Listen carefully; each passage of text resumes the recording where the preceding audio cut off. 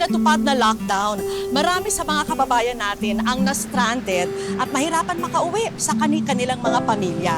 Sila po ang mga tinatawag nating locally stranded individual o LSI. Kabilang sa kanila ang asawa ni Joanne na si Sherwin. Dahil hindi makauwi ang mister, napilitan si Joanne na pasukin ang isang delikadong mundo para buhayin ang kanyang pamilya. Ang mundo ng construction.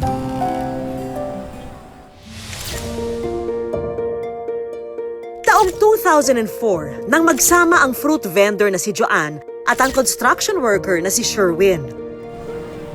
Sa 14 years nilang pag-iibigan, nagkaroon sila ng 3 anak. Ako'y nakapagtinda po ng prutas at yung asawa ko po ay nagko-construction. Oh, Ano po yung binabakuha mo? ayan. Ipasok mo muna yung mga green. Ma, okay ka lang po ba? Ba't parang ang lungkot mo? Lait to. Dami lang akong iniisip. Malapit na kasi magkatapusan. Alam mo na, dami nating kailangan bayaran. Tsaka, dami nating utang. Hayaan mo na po yun, Ma. Bukas itutodo natin yung benta. Ilalabas ko po yung talent ko. Ito. Banana, banana, banana, pilita. Banana, banana, banana, pilita. Himik ka dyan. Imbis na makabenta tayo, malalapit ka eh. tayo, Mama. Huli ka, Malbon! Papa? Pa! Parara! Parara! Ang kukulit. Ang daming gagawin. Sandang-sandan. Akin na to, Mama. Mama, akin na to para matangkot mo na. Tanda mo na, nakakasya ah. Alam mo ikaw, sungit-sungit. Tumakas na nga ako sa construction para lang mapuntahan kayo. Lalo ka na. Mama, mag-awin ka. Ayan kasi kayo eh. Gusto niyo talaga ako ihulog dito eh. Ano ba sa mauwi? Magsungit ka eh. Bili pa kaya ako ng lechon. Anak, pumasok ka na. Labas mo yung mamahalin natin na pinggan, pati yung mga gold-plated natin as food and pork. Dalihan mo. Tara, mukhang totoo eh. Ay, totoo talaga. Pumasok na kayo sa loob ng mansyon para makakain na natin itong lechon kong Gigi. Gigi. Galunggong. Eh, di ba favorite mo to? Favorite. Sus! Pumasok na tayo sa loob. Anak, hawakan mo na yan. Bubuhatin ko to. Pumasok tayo sa loob at kumain na tayo ng Lechon Gigi! Lechon Gigi! Lechon Gigi! Pero kahit masaya, isang malaking challenge para sa mag-asawa ang araw-araw nilang buhay. Madalas kasi, kinukulang ang kita ng mag-asawa para sa kanilang pamilya.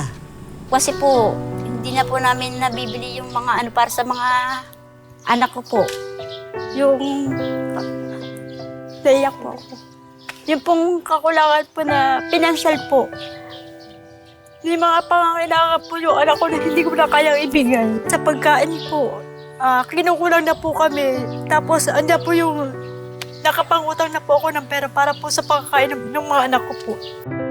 Kaya naman ang may dumating na regular job offer si Sherwin sa isang construction company sa Rizal, agad niya itong kinuha kahit pa mapapalayo siya sa pamilya. Napagdesisyonan nga po namin na sa Rizal na lang po siya magtrabaho po para po makaraos po kami. Sherwin, ingat ka ron. Mag-text ka, tatawag ka.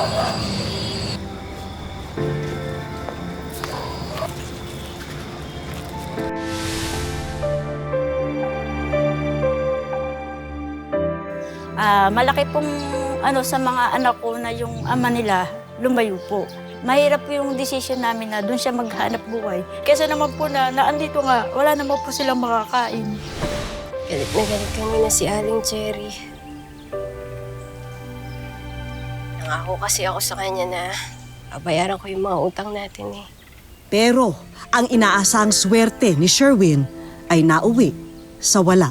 Dahil pagdating ni Sherwin sa Rizal, hindi nagkatotoo ang regular na trabahong ipinangako sa kanya. Wala eh. Kipit tayo. At ang masaklap, Inabutan pa si Sherwin ng lockdown dahil sa COVID-19. Kaya naipit na siya sa Rizal at hindi na nakauwi sa pamilya. Pasensya ka na rin, ha? Kunti lang papadala ko. Sino bang mag-aakala na pagkarating namin dito wala kaming kontrata. Tapos sinabutan pa ako ng lockdown. Alam mo, kung alam ko lang, hindi na sana ako umalis.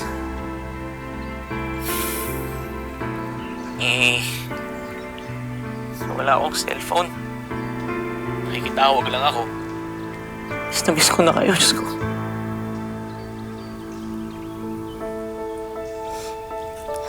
Ano ka ba? Kaya natin to. Gagawa ko ng paraan. Akong bahala, ha? Akong bahala.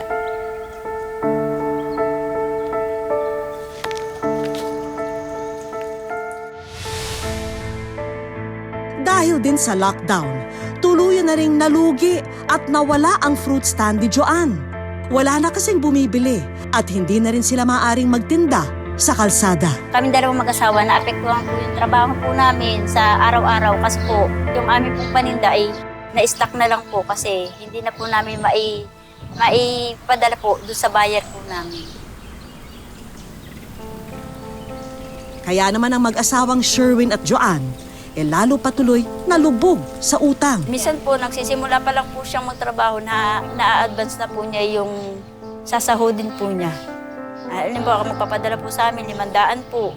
Tapos, siyempre, gagana naman po, pangkain naman po niya, mababali din po niya. Bago po dumating yung sahod, minsan kukunti na po. Minsan, nangungutang sa kapitbahay pag walang trabaho si mama. Yung minsan po, talaga bawal po lumabas. So, wala po kaming pera, di po nagpadala si papa. Ayun, nakakautang po kami. Kasi po, no choice na po kami. Kumbaga, parang nahirapan na rin po ako ng nag-aantay lang po ako na kung kailan po kami mabibigyan ng padala ng mister ko. Kumbaga, naisip ko po na maghanap buhay po. At ang naging bagong karera ni Joanne, sa isang mundong malayo sa nakasanayan niyang fruit stand, napunta siya sa peligrosong mundo ng construction. Yung pong, kapitbahay po namin, siya po yung nagbanggit na kailangan po daw ng kasama sa trabaho dito po sa construction. Hindi na po ako nag-isip na, nag-inarte na, ayoko dyan, ganito, ganyan. Gusto ko po pumasok. Talagang po sa loob ko na pumasok ako doon sa trabaho. Alam mo, sorry talaga, hindi kita matatanggap dito. Babae ng tao, nung alam mo sa construction, mamamaya dyan, kumaano ka pa rito sa akin, pumapaksak lahat ng mga sisi rito. Sir, sige na po. Sabi naman na nag-refer sa akin, sir, kailangan niyo ng tao ngayon eh. Kahit ngayon, sir. Kahit ngayon talaga. Magsisimula ako, sir. Sir! Sir! Sir, sige na po, sir. Kailangan na ako. Annabel, tapos na yan? Sinasama ko dun sa warrant sa Sir John, sir.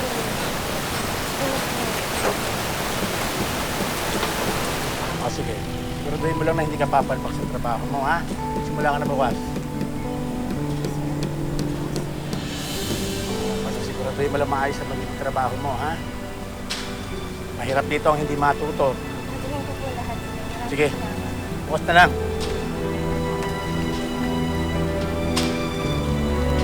O ano? Kayo dyan.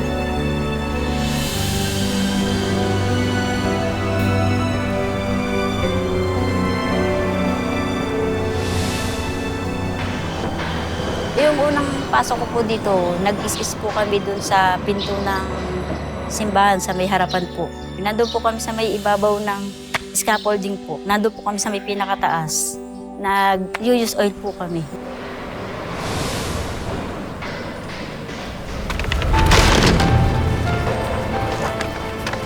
Ano ba naman yan, Joanne? Ulit na lang yung nangyayari sa'yo, ha? Ayusin mo naman yung trabaho mo. Pasensya na, sir. Nadulas lang. Hindi ko masasabit niyan, eh. Sige, ikaw rin. Ayusin mo na lang yan, ha? Salamat, pasensya na. Nadulas lang.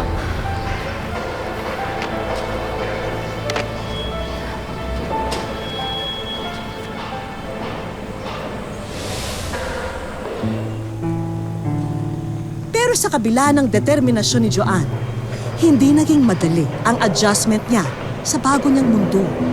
Araw-araw, parang nilalagari si Joanne sa sobrang pagod at hirap ng trabaho. Sabi ko, kaya ko po. Kahit hindi kaya, kakayanin ko po kasi kailangan ko. Mula sa mga pinto ng simbahan hanggang sa pag-akyat sa scaffolding, kinailangang matutunan ni Joanne.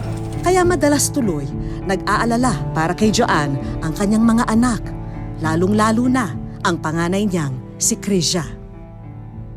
Siyempre po, nag-aalala. Ano po eh?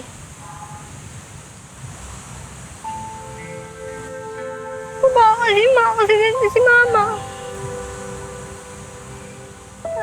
Baka ano po, baka biglang may mangyari. Tapos, pati po si Mama wala din sa bahay. Ano po, baka po ano, baka pagbagal namin, wala na po si Mama. Siyempre po, nag-aalala po kami. Mahirap din po kasi pag walang magulang. Yung pakit-akit po siya dun sa may mataas na sa may simbahan. Inisip ko baka bigla po malaglag si Mama. Konting pagkakamali mo lang po, napakadelikado po pag ikay aakyat talaga sa scaffolding lalo. Ay ang ano lang po nun, dalawang apakan lang na makitid.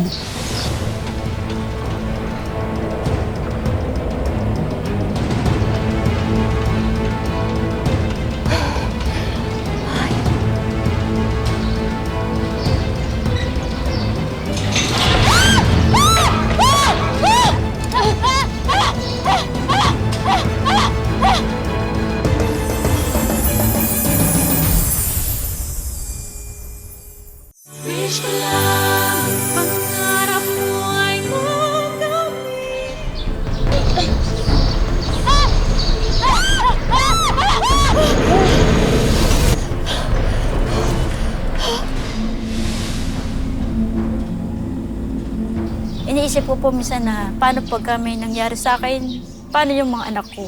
Sino mag-iintindi ng mga anak ko?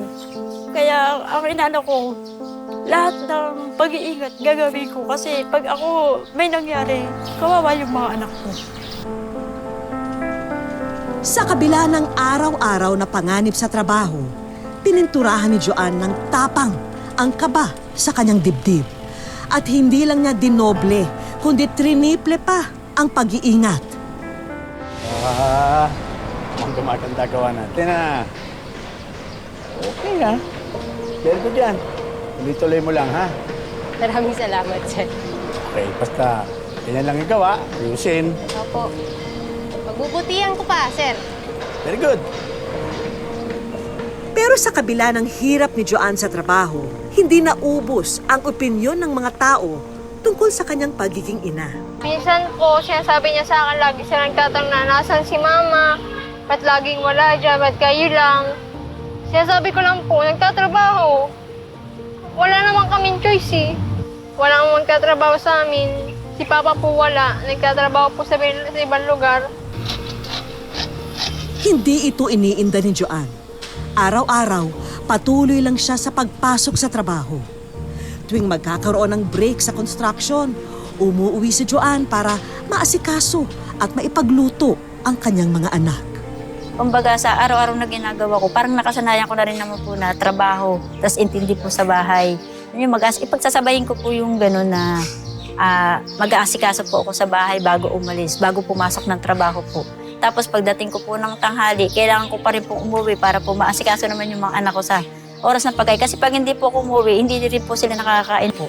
Tapos pag ano po nun, konting pahinga, pasok na naman po ako. Kinakaya lahat para sa anak ko.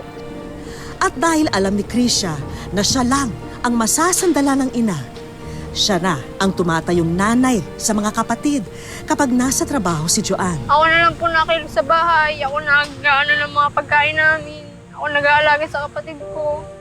Sana naisip ko pong tumigil na sa pag-aaral. Gusto ko na lang pong magtrabaho, matulungan si Mama. Pero hindi pwede, kailangan ko pong mag-aral. Matulungan, maaman sila Mama sa hirap. Kaya po yun, nag-aaral na lang po ako. Ako po gumagawa ng paraan. Tinutulungan ko na lang po sila kahit hirap na. Pero sa kabila ng tapang May mga oras na natatalo sina Joanne at ang kanyang mga anak ng lungkot at ng pagod. At pagkamis nila kay Sherwin. Minsan, mahirap po kasi ako lang po, wala akong nasasabihan ng ano. Minsan, nanghiram lang din siya ng cellphone. Ayun lang po, basta miss ko lang po siya. Pagka yung halimbawa, kailangan ko ng kausap sa mga bata po, yung mga ganun po. Pag wala naman po, yung mga anak ko po ang kinakausap ko. Na pagod na si mama, na ganito ganyan, yun po. Pa, mag-iingat ka lagi kahit wala kami dyan. Hindi ka namin nakakasama. Mag-iingat ka lagi. Sinusuportahan ka namin dito. Mahal na mahal ka po namin. Nagpunta ang Wish Ko Lang team sa Rizal para hanapin at kamustahin si Sherwin. Pagkatapos magtanong-tanong at mag-ikot, finally ay nakita namin si Sherwin sa Barangay Libid, Binangonan, Rizal. Hindi na ako makauwi ng Laguna. Halos 2 months akong hindi nakakapagpadala doon sa pamilya ko. Namimiss ko yung pagbabanding namin nung anak ko si Krisya, si Ken, tsaka si Krisya. At yung aking asawa na lagi kaming nagbabanding. Hindi madaling mawalay sa pamilya ngayong panahon ng COVID-19 pandemic. Kaya naman susubukan ng aming team na baguhin ang buhay ni na Joanne at Sherwin.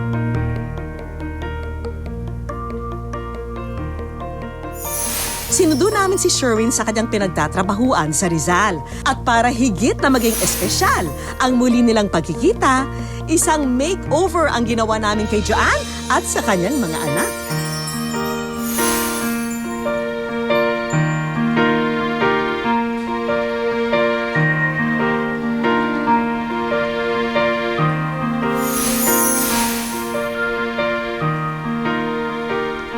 Ayan, sino naman kaya itong wonder nanay dito sa Wish Ko Lang? Tapos na kaya ang kanyang makeover? Tignan na nga natin. Wow naman! Grabe!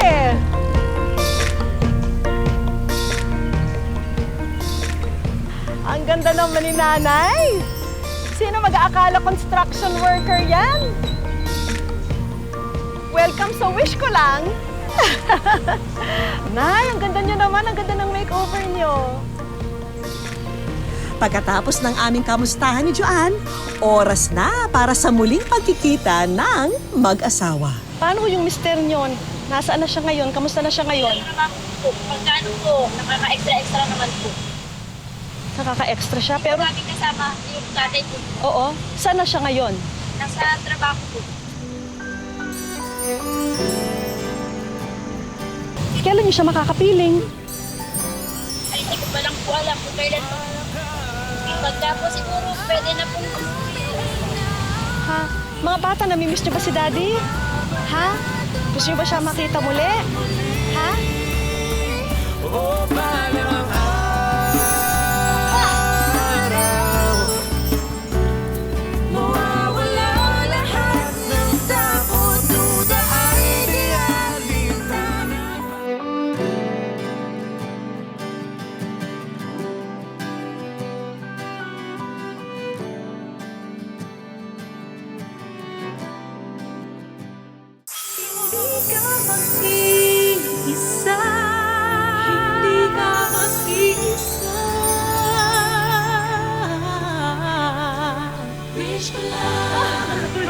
Hindi ko po akalain na yung mga oras na yun, makakasama ko po yung asawa ko. Oh, di ba? Di ba kasama na kayong lahat ngayon? Tay, ano yung masasabi sa misis niyo? Tignan niyo naman ang ayos niya. Nung hindi ko pa sila nakikita, sobrang namimiss ko sila. Tapos nung nagkita na kami, nayakap ko sila. Masayang masaya na nakita ko sila. Joanne, meron kaming hinandang big surprise para sa pamilya niyo. Habang naglalakad po kami, mag-anak po, meron po kami nakita isang malaking box po na hindi po namin iniisip kung ano po yung laman ng nasa loob po. Laking gulat po namin kasi hindi po namin naasahan na yung makikita po namin sa buong buhay po namin. Hindi po namin akalain na may bibigay po sa amin. Hindi ko po alam na makakatanggap po kami ng ganun. Wow!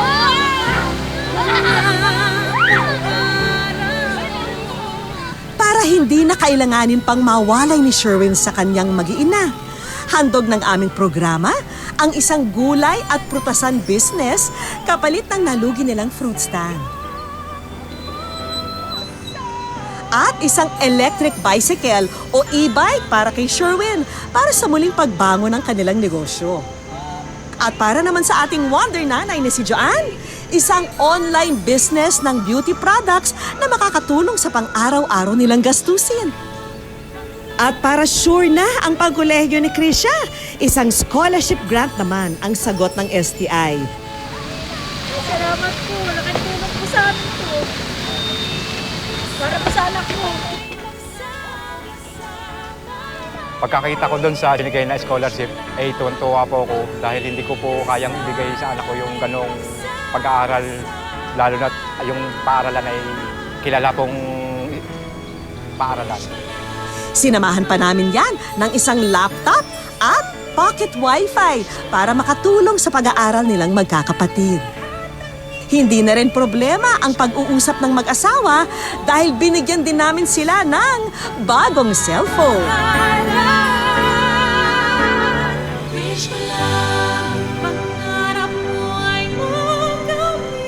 And last but not the least, ang wish ko lang savings na pwede nilang gamiting puhunan sa negosyo.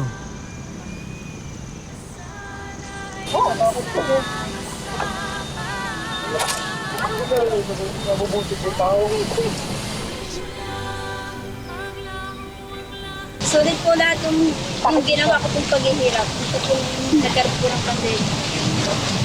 Malaking tulong po yung binibigay po niyo sa amin na hindi ko po akalain. Yung pong sa hanap buhay po namin, malaki pong tulong. Salamat po.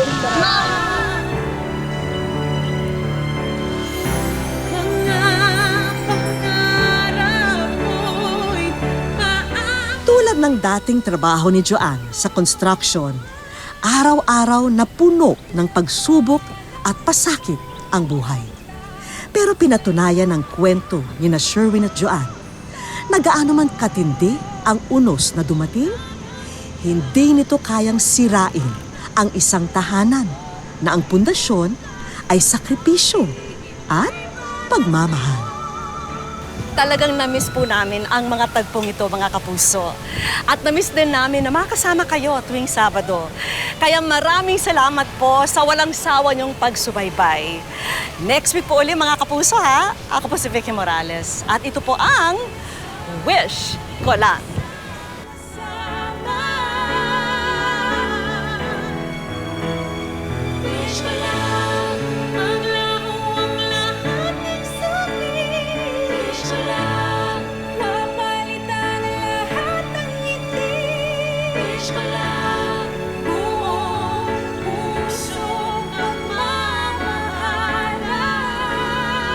Mga kapuso, oras na para saluhin ang iyong hiling. I-comment sa Facebook page ng Wish Ko Lang ang inyong sagot sa tanong na nasa screen. Sundin ang instructions at maaari kang manalo ng laptop, smartphone at GMA Afford the Box.